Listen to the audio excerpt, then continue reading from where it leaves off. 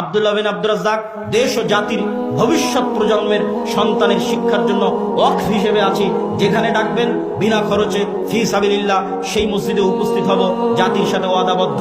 কিন্তু টাকার বিনিময়ে জালসা থেকে জালসা করে বেড়াবো, এইটা কখনো দীর্ঘস্থায়ী টেকসই কাজ নয়। এটা যে হুজুগে বাঙালি মেলার মতো, আগের যুগে যাত্রা হতো, এই যুগে মেলা, তার আগের যুগে মেলা হতো, আর এখন হয়তো আমরা তার আল্ট্রা ভার্সন, ইসলামিক ভার্সন তৈরি করেছি জালসা সম্মেলন।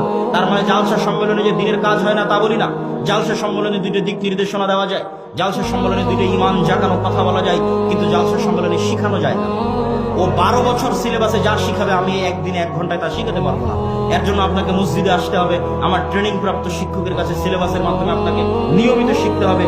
ও 12 বছরে ধর্মবিদ্বেষী যা শিখাবে তার আগেই অ্যান্টিবায়োটিক হিসেবে, ইনজেকশন হিসেবে আপনার শরীরের অসন্তানের অন্তরে দিনের জ্ঞান, কোরআনের জ্ঞান বসিয়ে দেওয়া হবে, যেন শয়তান তাকে পথভ্রষ্ট করতে না পারে ইনশাআল্লাহ। কিন্তু আপনি যদি মসজিদ ভিত্তিক দিন শিক্ষা বাস্তবায়ন না করেন, তাহলে জেনে রাখবেন আপনার সন্তানকে, যে কোনো মুসলমানের সন্তানকে কোরআনের জ্ঞান না দিয়ে, মৌলিক দিনের জ্ঞান না দিয়ে বর্তমান যুগে স্কুলে পাঠানো সরাসরি শয়তানের কাছে পাঠানো।